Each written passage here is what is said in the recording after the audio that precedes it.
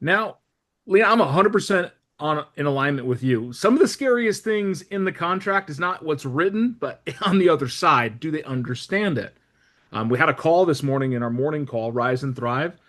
That's 8 a.m. to 8:30. You guys are all welcome to it. We talked about this. Is that oftentimes the agents that we're working with don't have the same caliber of understanding that we do. So having a tactical understanding of the contract will help you not only in Elsa's position where you're not understanding what's happening or you want to have all the answers or at least know where to find them, but you also can help guide the other side. How much of a pain in the butt is it when you have to be the agent that's kind of pulling the other agent along? It's a pain, right? Yeah, it's a lot of work, Greg. You're not wrong. It's a ton of work. If I have to tell you how to do your job, it makes my job difficult. But if I've got a good agent on the other side, I'm sharp and I'm ready to go, that transaction just kind of comes together like magic. It's a symphony, it's harmonious, it's great, everyone's dancing and singing, we're having a good time. Even though negotiations might be a little heavy-handed, they might be a little strong, but we're working in concert to get the deal done. I think the strangest and most difficult part of all of the learning we have around contracts is understanding that not everybody's going to know it like you do, but you need to know it at extremely high level. And today we're going to talk about some of the aspects of the contract that you can utilize to make yourselves a better negotiating position, a better protection position, maybe even thinking about some things that you didn't think about that just gives you that 1% edge. After all, if you've been doing this for 20 years, you might learn something just by listening to a different person. So, as we jump in, please interrupt, ask questions, throw your hands up. I am not the type of instructor that says wait till the end because you're probably going to forget like I do. ADHD runs rampant when it comes to real estate agents, and I want you guys to utilize it the best you can. So, as we jump into tactical contracts, it is a meaningful reason to master the purchase contract. It's professional development. We want to make sure we get to closing day. After all, that's our goal, right? The tactical contract that wins isn't often the highest price.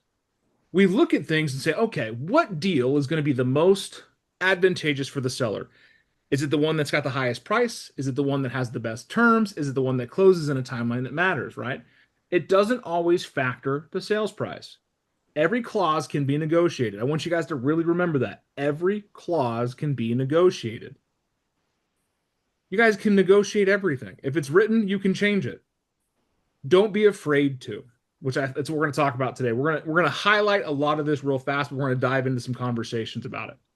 So, today we're going to talk about, some strategic use points, understanding the leverage of the contract elements, navigate some of the timelines a little bit more efficiently, and implement some tactics that will help you in negotiating and have you a better strategy for both buyers and sellers representation. Because after all, the same purchase contract affects both sides. So you need to understand how it works so that you can guard against it. So, what is a contract? Well, it's an agreement between two people for something that has legal capacity, right? The parties can legally enter it. One of them's not intoxicated or underage or unfit. It's got mutual consent, meaning both have agreed, signed, agreed, and delivered. It has a legal purpose. You guys can't have a contract for nefarious deeds. I'm looking at you, Erica. Come on now. Stop doing that. And last is consideration. What is consideration? That's the value between the two parties. Now that we understand the basis of a contract, we can negotiate inside of all four of these pillars. So for buyers, we're looking for speed, completeness, clarity that gives you the competitive edge. A show of hands from listing agents, if you guys have taken this, or just use your thumbs as a voting tool. If you get an offer that is missing a ton of information, do you feel good about that buyer's agent? Yes or no? No. Bad. They could be the best offer presented, but it's missing the seller's name, it's missing some addendum, it's missing some check boxes, it's missing some information that is critical. You look like a buffoon. So on the buyer side, we want to look at that and say, okay, I'm looking for speed because if I'm putting an offer in, we want to be competitive. Not that we have to in this market. You're not up against 50 agents, but some of us were around during the COVID extremes where you were writing contracts on the oven and blocking other buyers from getting in the house so you can get your offer submitted to the seller who was in the bathroom. Yeah, you were there. We were there. Because that was speed to it, but it was speed. You had to be complete. You had to be fast. Because if you were missing a document, they would ignore your offer. So, as a buyer's representative, the tactical advantage here is to be complete. Slow down to speed up. Have it all done right. If you haven't practiced doing a buyer offer yet, you need to. Spend some time in the system going through the documentation, going through filling it out, understanding what you need and don't need to be able to put an offer together. Like Lena said, we worked on this in another call where I went over some hot tricks, some shortcuts, if you will, that made writing an offer faster. Because sometimes 1% maybe just you're the first one to submit an offer and that 1% better. And that what got the deal. I can tell you I've won countless deals on multiple counter offers because I was the first one to respond. Speed to lead. Doesn't just talk about when you're initially getting in the contract, but it's also while you're doing the deal together. Having your proof of funds in place, having your pre-qual set up, all of the things that are ancillary to the offer, have them ready so that when you submit it, you're submitting a complete packet. Now, Dan, my lender can't give me the pre-qual. We just saw this house. I can't get it till the morning. That's fine. Let me ask you, how would you handle that situation with a seller's agent if you don't have a pre-qual in place? Did I hear something say call them? Have the lender call the listing agent. That's one way. Have the lender call them. Or you pick up the phone and say, hey, Lena, I know it's 8 o'clock at night. I'm sorry to bug you. You're having time with your family. We're going to put an offer in at 123 Main Street. I won't have my pre-qual until the morning. I'm working with Jeff Bridges down at Bridge Financial. Oh, I know Jeff. He's fantastic. Okay, great. I'll have it to you in the morning. Just so you know, I want to get this offer in your hand today. Let me know when you get it. Now, have I set expectations? I'm coming correct because I'm letting people know, hey, I might be missing this document, but it's going to be coming at this timeline. I've set expectations, I've communicated, and I've created a relationship. So pre-approvals ready, proof of funds ready, contracts complete. That's your first step. On the seller side, you're looking for these things. You're looking for, did they come correct? Did they come accurate? Did they fill it out? Did they do the things that they were supposed to do? Are they a professional agent? When I say this, I want you to hear me clearly. As a listing agent, I'm 90% listings, my team does the buyers. If you submit an offer to me and you don't call me, text me, pick up the phone to do anything, we're going to have a problem. Because I don't know. I had an offer the other day. The other day could have been 4 months from now. But the other day I got an offer and they said, hey, you never responded to our offer. What offer? We sent you an offer at 123 Main Street. I was like, that's been under contract for 2 weeks. So I go into my spam folder, and lo and behold, there's an offer. Sent at 5 o'clock in the afternoon. It was a decent offer. My seller would have been happy with it. But I never got it because it went to spam. And the agent wasn't professional enough to pick up the phone or at a minimum send me a text saying, hey, Dan, just sent you an offer at 123 Main Street. Let me know you got it. I'm going to go to my email. If I don't see it, my next steps go to my spam. Oh, yeah, I hit my spam folder. I got it. I'll review it with the seller. The problem happened is 2 days later, we got another offer. And the seller was like, I'll take it. This buyer could have had the house. They could have bought it. We could have been under contract already. But the agent failed their professional duty of communication. Pick up the phone and let people know, hey, got an offer coming. As a seller's agent, I can tell you that goes a long way because now we've created a relationship. We have some rapport. I can lean on the fact that you know what you're doing enough to reach out and say, hey, got an offer coming your way. Can I just add one thing, Dan? I would love it. Of course, I always call, but I even start before that, before I even show the property. If it's not a phone call, it's at least a text to the listing agent saying that we're looking forward to seeing their listing. Is there anything that I need to know that you didn't share in MLS that my buyers would love to have the information about? And that's where I was going to go with next. Okay, sorry. I didn't mean to steal your thunder. No thunder at all, girl. This is a storm. We all have lightning. But when it comes down to it, could you learn some information by picking up the phone and saying, hey, Craig, it's Dan over at Keller Williams, Southern Arizona. We're going to show your house at 123 Main Street. What information could you provide me that would be beneficial to my buyer and profitable for your seller? That is a crazy alarm, Pam. I love it. Wake you up. It's all good. But that's the thing, is you pick up the phone because I have had sellers that, or sellers agents, I should say, when I called them up and said, "Hey, what offers are you negotiating?" They tell me. I don't get it. Like, if you guys go back to my fiduciary class, we talk about how you can't breach fiduciary responsibilities, and they do it all the time. All you got to do is ask, "What offers are you currently negotiating?" "Oh, we just got one yesterday. It's $5,000 below list price. The seller's really thinking about it, but he's hoping for something better." Oh, okay. Let's take a look here. I know that war is a polarizing topic, but it's something we've all studied.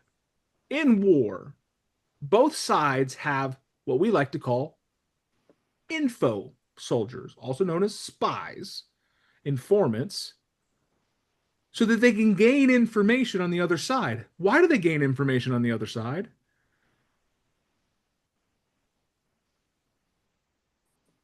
Anyone ever studied Normandy, right? What happened on the beaches of Normandy? Know what you're up against.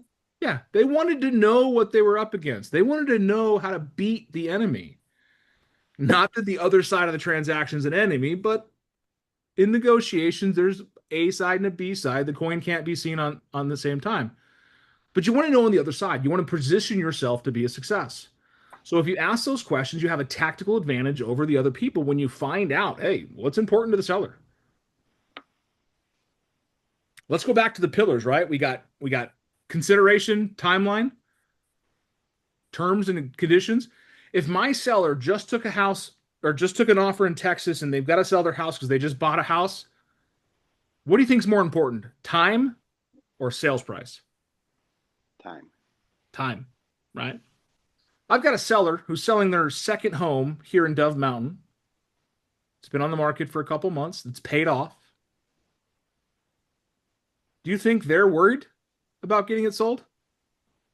No, they're waiting for the right offer. They don't care how long it takes. But you'll find people that the terms mean more difference. Let's go back to COVID days. COVID exposed a lot of the tactical negotiations you can do beyond sales price because some buyers were absolutely maxed out. They couldn't give 2 extra nickels. They were pennied out. So what they do, they started changing contingencies.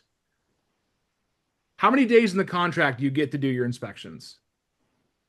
10 Great guess. Love it. Where'd you get that information? contract. The contract says it, right? It gives you 10 days.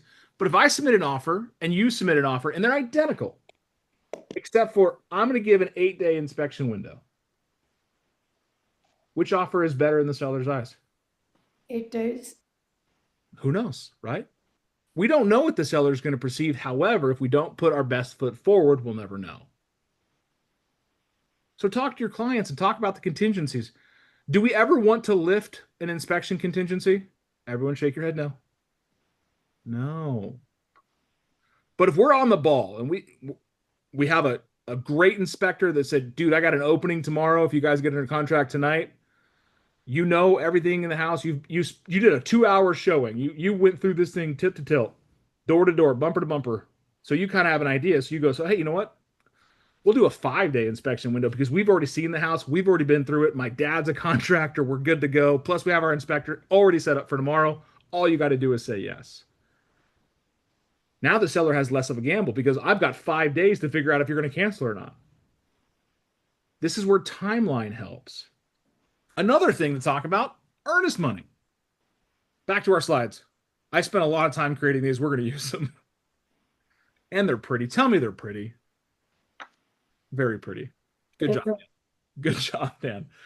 Earnest money is kind of a secret weapon. A lot of people don't realize you can take earnest money and use it as a negotiating point. What is earnest money? At simplest value. Good faith. Good faith, right? It is a deposit the buyer is making to show the seller, I'm going to do what I said I'm going to do. That's typically around 1% of the sales price. Could be higher, $5,000 to $10,000 if it's a higher price point, or even higher on premium properties. Am I going to give you $1,000 deposit on $1 million home? No. I'm going to try. But you as a seller's agent probably should say no, because here's a tactical advantage. Earnest money is there as a protectant against the buyer's nature.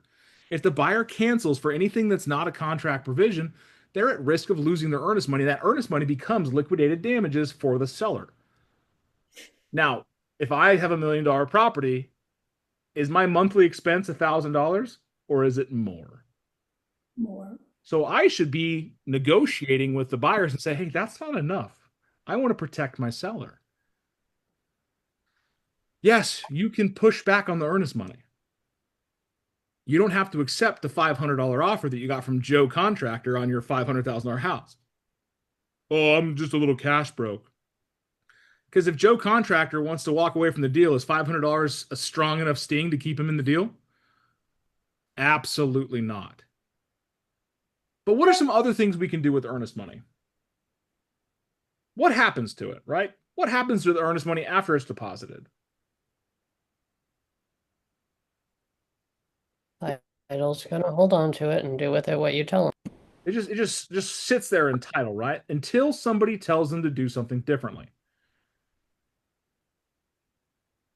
You guys want to hear something that's kind of a crazy idea? If you have a competitive market as a buyer's agent, what if you were to submit to the seller, I'll give you some money up front to take my offer?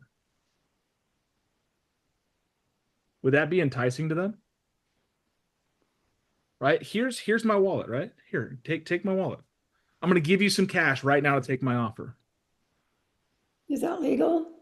Absolutely. Absolutely. Listen to this, Pam. Earnest money. We dictate what happens to it, and this is how you do it.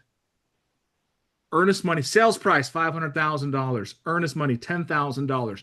$5,000 of the earnest money to be released to the seller upon acceptance and credited to the buyer at the close of escrow. What did I just do? Did I not just give the seller a $5,000 reason to take my offer? Yeah. Well, they got to sell the house so they can afford to move. How much is a mover going to cost you? $4,000? Okay, now you got $1,000 for a really nice dinner. On the other side of that, Dan, it also helps your buyer from being wishy-washy. 100%. That you only want to do something like that when the buyer is committed. If the buyer's like, I like the house, but we'll see what happens in the inspections, I'm not going to offer that solution. If the buyer goes, Lena, I don't care if this house has dragons in the basement, I'm buying it. Fantastic. I don't want to get beat out. There were 74 people at the open house. I had to fight an old lady just for the bathroom. We're going to put in a great offer. I'm going to make sure that every part of my offer is as sharp as possible. And if the seller goes, so you're telling me that I get $5,000 the moment I accept this offer to do what I please with it, and I'm just going to credit the buyer that amount at the close of escrow? That's huge. Now, if the buyer cancels for any reason, what'd they lose?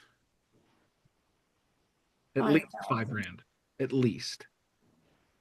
Plus inspection costs and appraisal costs and the additional $5,000 earnest money if they do something out of whack. You can also use this for end of term negotiations. Anyone ever had a deal that just didn't close on time? A few times? It's like every week was like, we need another couple of days, we need a couple of days, we need a couple of days. You're like, damn, close the thing.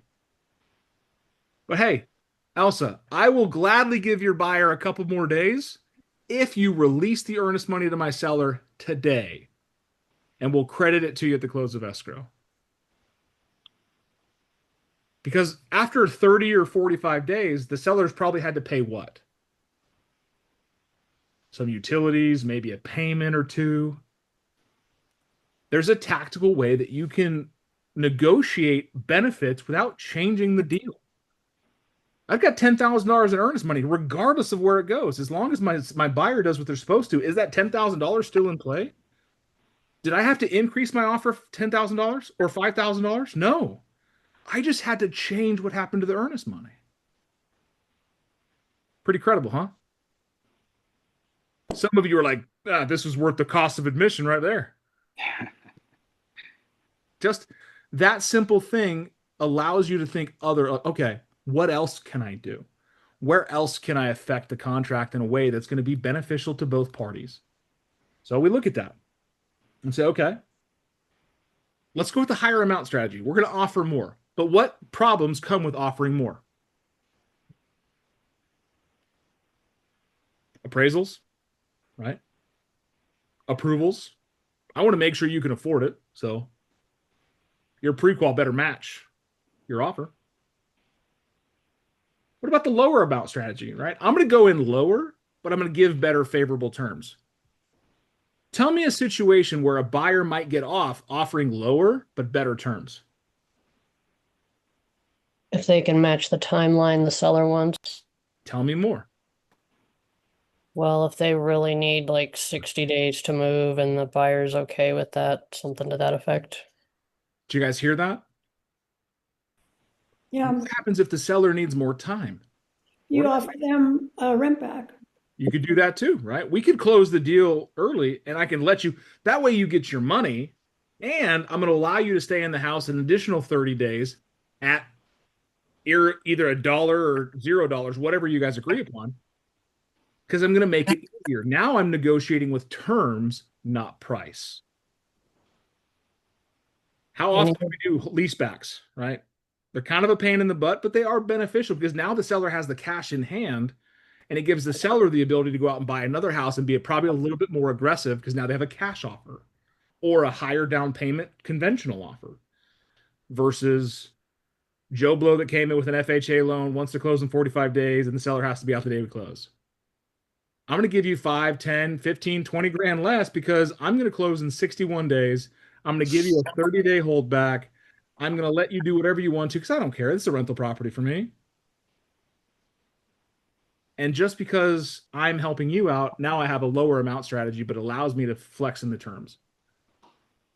So. But Dan, as you were talking about, that's why you have to call them and actually ask them what's important to your seller, which is what you've taught us to always do. Nothing will replace the relationship you have with the other agent to build these opportunities. I have had deals blow up because the other agent did not understand terms of the contract. I had a deal, I distinctly remember writing this offer. It was a $275,000 offer with a $20,000 escalation clause. We would pay $1,000 over the next best net bona fide offer presented to the seller, up to $295,000. Pretty awesome, right? The buyer's agent, the seller's agent happened to be a property manager, never dealt with escalations before. That came through, and they're like, I don't understand this. Took it to the seller, and the seller's like, they're going to pay only $275,000. And they took another offer. That other offer was 280 grand. So I went back to I watched that deal, the whole timeline, 61 days till it closed. I called up the listing agent and said, hey, you do know that my offer was good to your seller up to 295,000. Your failure to understand an escalation clause cost your seller that much money. Well, my seller just wanted a clean offer. It's not about having a clean offer. It's about understanding the contract. That agent happens to no longer be an agent. I wonder why. However, it's a lesson that I learned the hard way. I needed to pick up the phone and make sure she understood our offer. I leaned on the fact that I'm an educated agent. She should be an educated agent. I was dead wrong. And I still remember that deal. And that was 7 years ago. So another way of making sure you're tactical in your contracts is your timeline mastery. This is something we're going to breeze over real fast because this graphic is in place, is knowing that your inspection period ends in 10 days. Getting it done early and quickly is in your benefit. What happens if you go over top of that? What happens on day 11 if you haven't submitted your BINSR? You're accepting the property. You're accepting the property as is. Don't whine, gripe about it. It's your fault. You're probably paying for the refrigerator. That's what we call a commissionectomy. So make sure you're tactical on your timelines and you're educating your consumers. Communicate it. Without communication, nothing happens. Hey, dude, are you okay? My dog just headbutted the sauna. So, Oh, Again, for the timelines, we talk about your appraisal contingency, your inspection contingency, your finance contingency. All of these things are timeline based. Can they be negotiated? Yes. Everyone head nod for me. Get those necks loosened. Absolutely. If it's in the contract, can it be negotiated? Yes. Right? I have a shorter inspection window. I have a shorter appraisal contingency. I have a shorter response time. All of these things can go in your benefit, or I have an extended timeline. Tactical doesn't always mean I'm going to make sure that I have the best negotiating point. Tactical might be, I want to look at the calendar and say, okay, what's happening in a couple of months, right? What holidays come up? So if I'm closing a deal and I get under contract and we're a week out from Thanksgiving, am I going to get an inspector the same day to turn around? Maybe, maybe not. So give yourself extra days to get those done. The other side of it is, hey, I know we're getting close to holidays and you guys want to be closed and moved out before the holidays. So maybe I shorten my escrow period. How do I do that? You work with your lending team, or if it's cash deal, it's very simple, but you find out how fast can we close this deal? I'm trying to negotiate a strong position by saying I can close this deal whenever you need. I can close this deal in 8 days. Yes, I have closed a conventional loan in 8 days. My lender has not let me forget it. But you know what? We did it. We did it together, and it worked out. He was very happy. The buyer was very happy. Everyone's happy. But I still owe him like 100 different lunches. I'm okay with it. But your timelines are part of it. And contingent management is another thing, is thinking about your contingencies. So Arizona has very state-specific tactical points. I like to call them deliverables. These are also things in your contract, such as the seller's disclosure documents. How are we tactical with that? Well, as a seller, disclose, disclose, disclose. Why? Because I don't want to give ammunition to anyone that can come back after the fact and say, hey, you didn't tell us this. No, I told you everything. You failed to read the document. Right? Termite inspections and stuff like that. Some loans, like you've got your VA loan, right? Don't you have to have a clear termite report? Yes. So what's a tactical advantage here? If you're doing a listing presentation, can we be tactical before we're going under contract? Tell me more. How? Re-inspection, or see if they've had termite treatments, or just let them know you need to know these things for their seller disclosure. Yeah. You want to have like pre-inspection. Love that idea. That sets confidence in the buyer's mind, pre-inspection. But if you're walking the house and you see things that would be called out on a VA inspection or a termite inspection, water spots, wood rot, mold, stuff like that, maybe we get it corrected before we go on the market. I think that also gives the buyer confidence that the seller is taking care of the property and makes them feel more secure when walking into this purchase. You couldn't be more right. If I walk in as a listing agent and I say, hey guys, thank you so much for seeing our house. Robert, here's the pre-inspection that we had done by pillar to post. Here's a copy for your buyer to review. Walk around the house, have a good time, ask any questions. I'm here to answer them. I just showed up in a different way, didn't I? Sure did. Yeah, it's $500, $800, $700, whatever the cost is, but in a buyer's mind, whatever the cost was to remedy it up front, 10 times it. And I like to do this example. How much does it cost to replace a water heater? 3 of you, tell me. 3,000. 3,000, okay. What else? 1,200. 1,200, what else? 800. 800, right? I got 800 to 3,000. Raise your hand if you've recently replaced a water heater. Right? 2 of you recently replaced them and couldn't even tell me the price. Or free with a home warranty. There you go. $90 service charge, free home water heater. Boom, baby. Seller coverage, tactical advantage. I had a seller, it was an $1,800 estimate. There's a leaky water heater, $1,800 to replace it. Cost me $127 to call the home insurance, home warranty insurance. Home warranty came out and said, "Hey, it's covered, but you're going to need a pipe update." They needed to put a different valve in, which is a couple $100 or $100 or $27, something like that, on top of the service fee.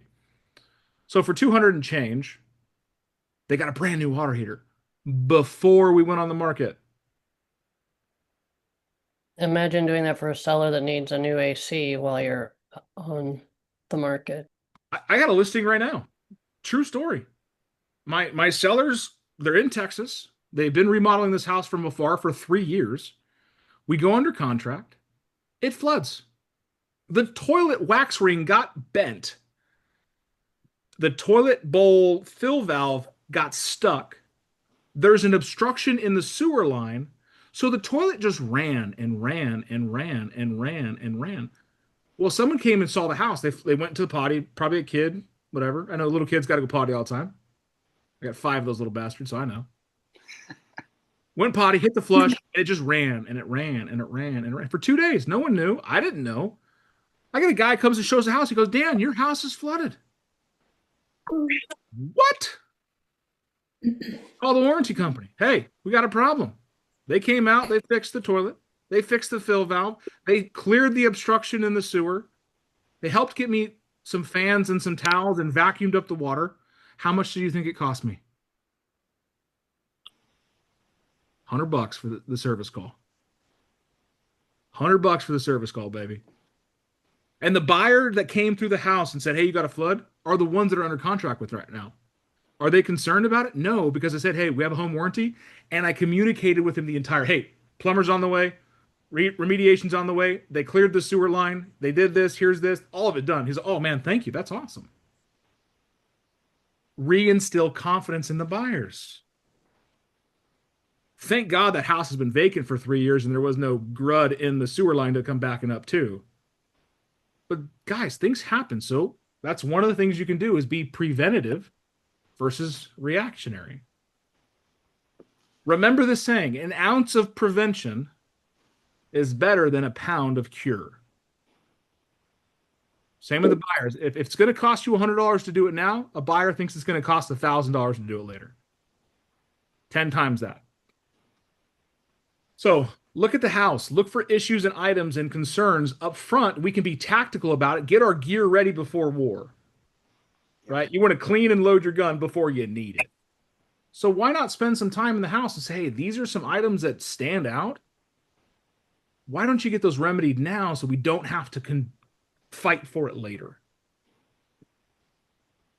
Pretty crazy stuff. But any questions so far? Great conversation, you guys. I got a lot of head nods. It looks like you're taking some of this information to heart. Yeah. Good. So let's continue. We're about 3/4 of the way for the slide deck. So other things are like HOA rules and documentation, contract requirements, all of it. If you can have it up front, that's a good opportunity, because if we have to deliver it, have it in place before it's needed, because the buyers get a 5-day response window at the end of every document. So one of the things I was talking about, the seller disclosures, if something changes during the escrow period, they have to redisclose the seller disclosure. And the buyer gets another 5 days. Well, each one of those 5-day windows is an opportunity for the buyer to cancel and retain their earnest money. So as a seller side, we want to mitigate that risk by having it all done up front. Dan, Ma'am. in here with the spuds. Be wary if you're a listing agent. Don't just put your spuds. Well, I never do put it in MLS anyway. But if you put it in MLS and you think, okay, they've got the spuds, they do not. That is They not have not been delivered. So I never ask for it until day 10 of the inspection period. And then I say, oh, by the way, you didn't deliver me your spuds. So now I just bought a 15-day inspection period. That's tactical, baby. Yeah. I don't remind them. I'm gonna use. I like to call it. I call it the floating cancellation when they send me the spuds, because I'm gonna hit them up and like, you know what, my buyer's like, "Dan, I need to get out of this deal." I'm like, "Oh, hey, Edward, by the way, they haven't given us the spuds." I'll call up Mr. Listing Agent. You guys never sent us the spuds. Oh, they're in the MLS. That's not considered delivered. If you would, please email them to me. And then I hit them with a canceled. Love it. I'm sure some agents out there are like, "Dan, you're a jerk." I get it, guys. It's not about you and me. It's about me and my client. And I'm a fighter. If you're in the ring with me, I'm swinging to knock you out. We might be on the same team, but in that moment, I'm on their side. It's all about knowing the contract, just what we're talking about today. Yeah. Know the ins and outs and the back roads to this contract, and you can save your client and they'll love you forever. We talked a little bit about the art of buyer tactics so far, like the escalation clause, where you could increase your offer over the other offers there. Always remember to put as a net offer. Escalation is over net. So if they got a $400,000 offer, you have a $400,000 offer, they're asking for 4% in concessions, you're not. Technically, they're both $400,000 offers, but yours is 4% better because of the concessions. So you always want to play off the net number after all concessions and fees. Play off net. Closing costs is a great thing too. Pop quiz. Can the buyer pay the seller's closing costs? Yes. Absolutely. Sure. If the seller can pay the buyers, why can't it go the other way around? Another way to help your buyer win. But also, in closing costs, this is a very important message. Work with your lending. This is where it's the caveat. Work with the lending to make sure you can use it. Because in lieu of repairs, people often try to do credits. Hey, I'm not going to replace or fix or change all these things. I'm going to just give you a credit. Can I use the credit? Right, we have a deal right now. It's a $400,000 house, 3% in concessions. The seller has already offered 3% in credit back to the buyer. That's $12,000. That's a lot of closing costs. Most closing costs are around $8,000. So I've got $4,000 that I may or may not be able to use already. We get through the inspection period. The buyer submits their repair request and says, hey, I want all of this stuff done. Seller goes, no dice. I'm not doing nothing. I don't live here. I don't want to mess with it. I'll give you an additional $2,000 in credit. That $4,000 I don't know if I can use just became $6,000 I don't know if I can use. So work with your lender to find out what we can use the credits for. Maybe it's to pay back the inspections. Maybe it's to pay back the appraisal. Maybe it's to buy down the rate. Because if the $6,000 in limbo isn't used, what happens to it? Does it go to the buyer as cash in their pocket? Or does it go back to the seller as cash in their pocket? Seller. Look at it this way. Your buyer has a 5-gallon bucket, empty. The seller has 6 gallons of water. If they don't have to pour it all in, they're not going to. Dan, talk to me about paying down. What about, you just mentioned something, paying down inspection. How does that work?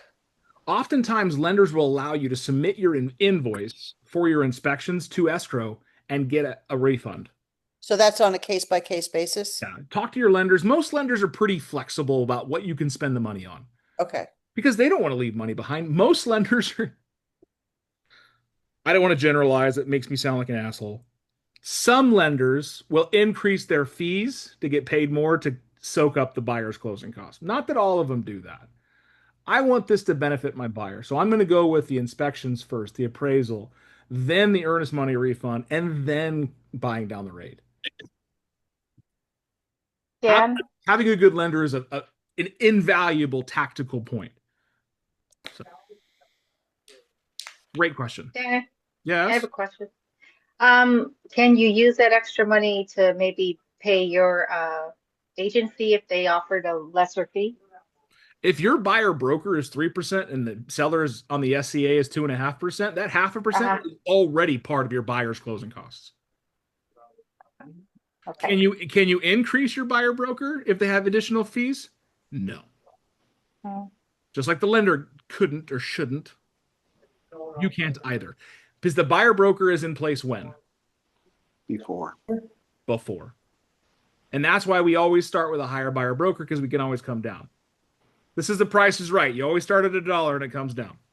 I think Serena was asking though, if your buyer broker is at 3% and they're offering you 2.5%, can you go up to that 3% that's in the buyer broker? Your Is that buyer what you meant, broker Sabrina? is 3%, period. The Right, seller is paying 2.5%, right, period. The additional 0.5% is already a factor of the buyer's closing costs. You don't. So here's the thing. We'll talk briefly on this. If your buyer broker is for what if 3% the and the buyer seller is doesn't only pay offering it? 2.5%, you don't have to take the 2.5%. Your agreement in writing with the buyer is for 3%. That additional 2.5% is an obligation on the buyer to compensate you as cash out of pocket at closing, part of their closing costs. Now, if the closing costs are being paid by the seller, and that's just part of that $8,000 estimate I gave you, then whatever it goes to, it goes to. But you can't increase it. What if the buyer's not paying that 0.5%? If the buyer's not paying that 0.5%, Yeah. they are paying that 0.5%, Lena, because the buyer broker Right. says that you and I are in an agreement for 3%. What if you don't hold them to the fire on that? Then you're dumb. Thank you. No, Okay, but you can be nice and say, you know what, I'm not going to charge that every 0.5%. yeah, But if I know the seller's going to give us a ton of credits, the buyer is probably going to be all too happy to say, yeah, get your money, girl. If Right. it's tight, like I was saying, if the seller only gave you like 2% in credits and the buyer only has a couple $1,000s in closing costs, and your extra 0.5% throws him off a whack, do the right thing. Let it go. Yeah. But I'll tell you, up front, the agreement was in place up front. And it's an agreement you guys can revisit if it's beneficial to your buyer. And like I said, do the right thing. I'm not going to just arbitrarily say, oh, you don't have to pay me the other 0.5%, because the seller, even though the seller gave me 2.5% of my seller compensation addendum, they're also giving us 3% in closing costs. And my lender told me we don't need all of those closing costs. So it's going to suck in that other 0.5% from the buyer broker. So anything that the lender allows can be sucked up in that seller credit. But it's important to talk to your lender to find out what they need. Some buyers absolutely need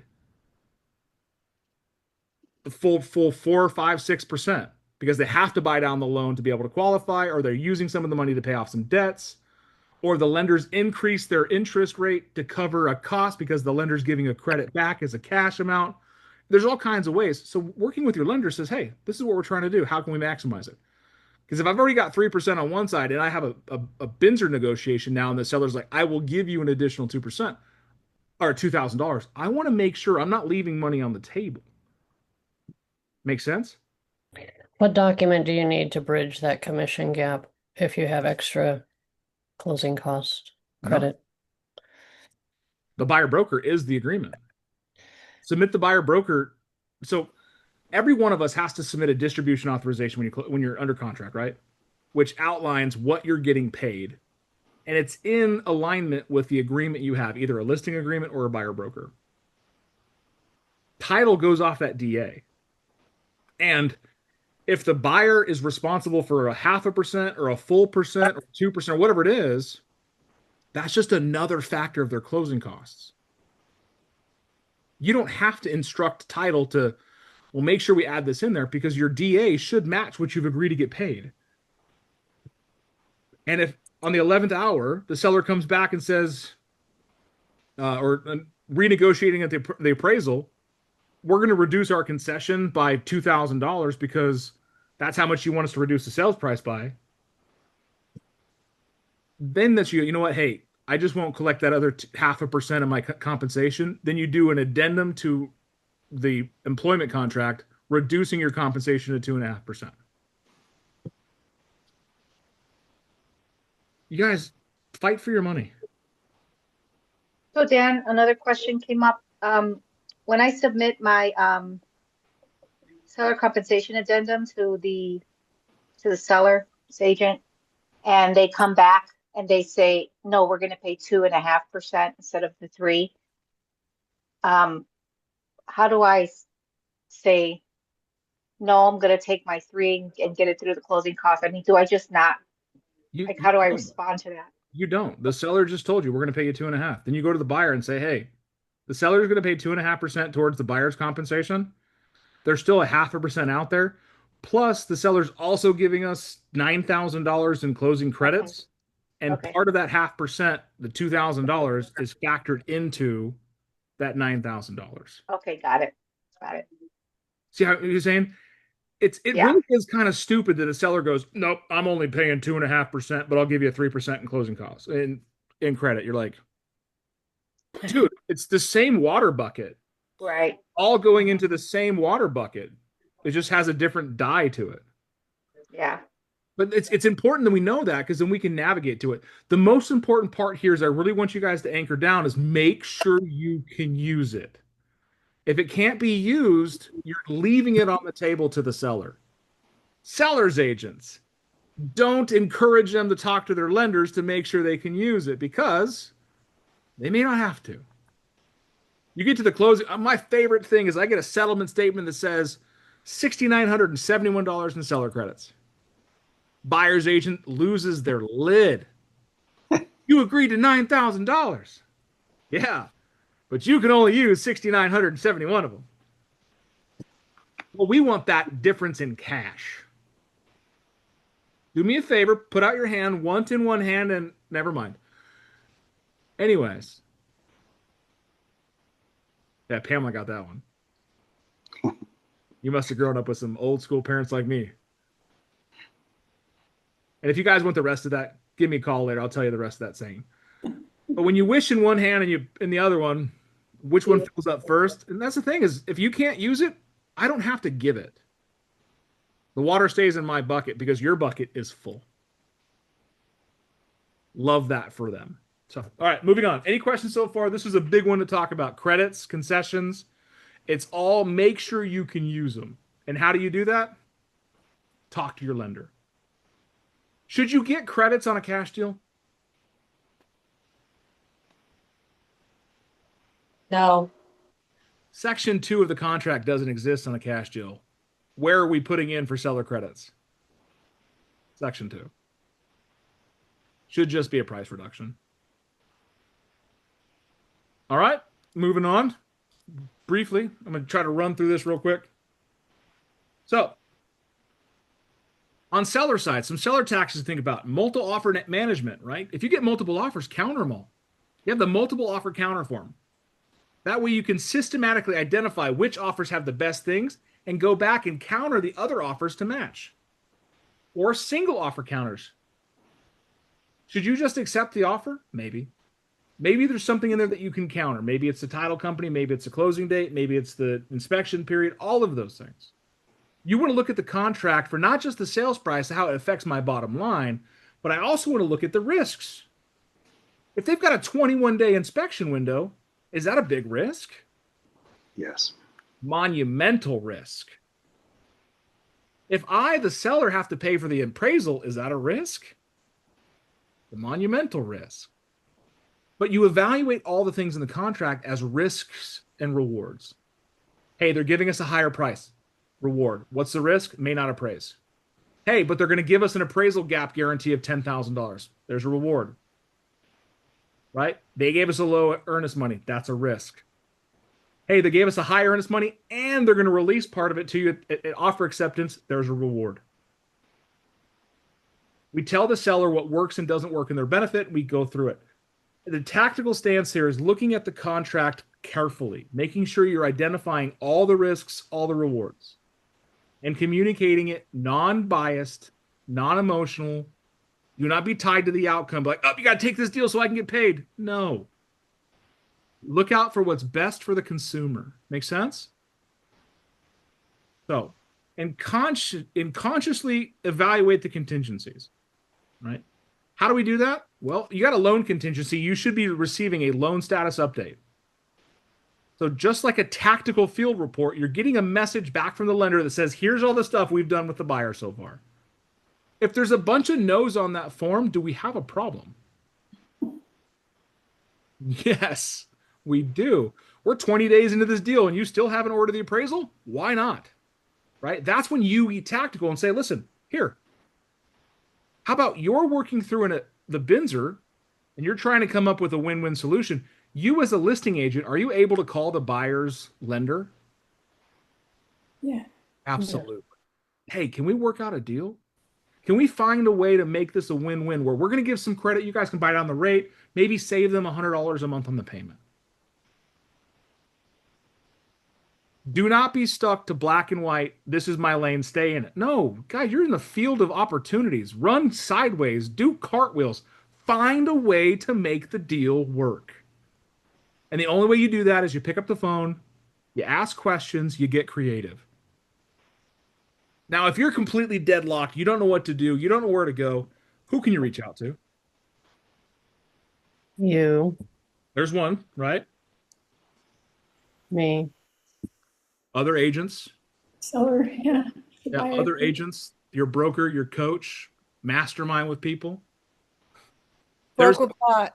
broker bot is a great one here. I'm having a tough negotiation. Walk me through it. Give me some blind points.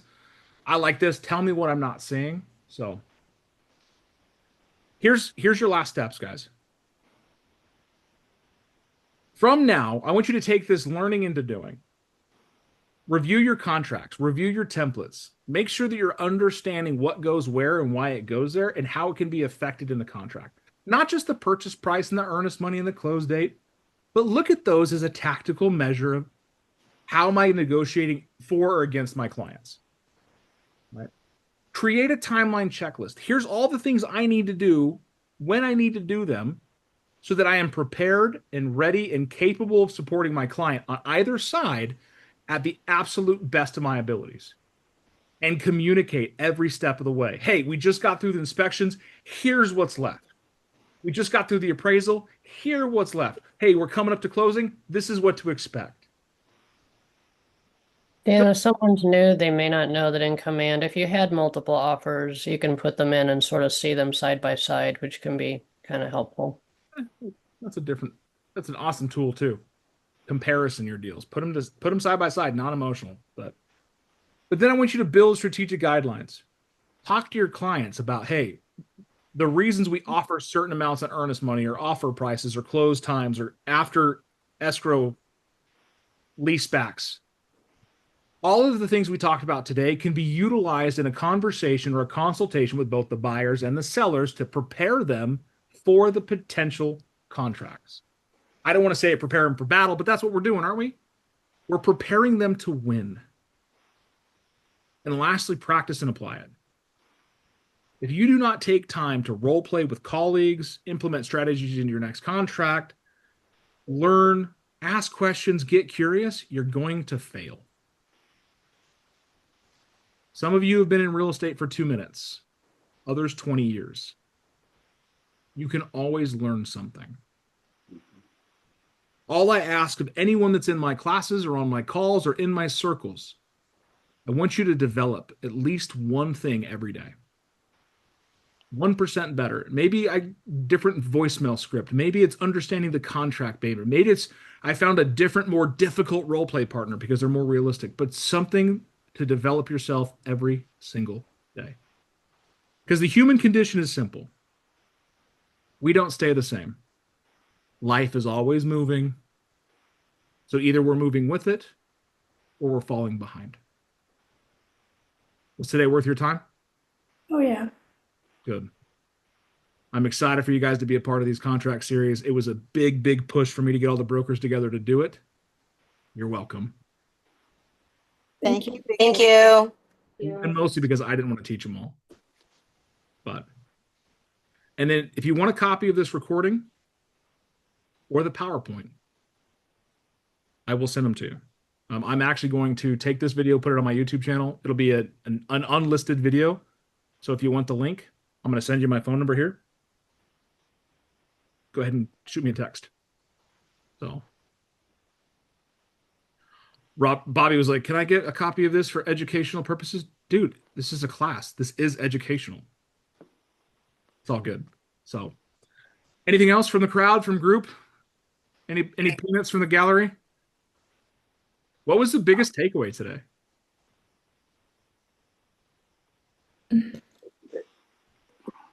I will call on you.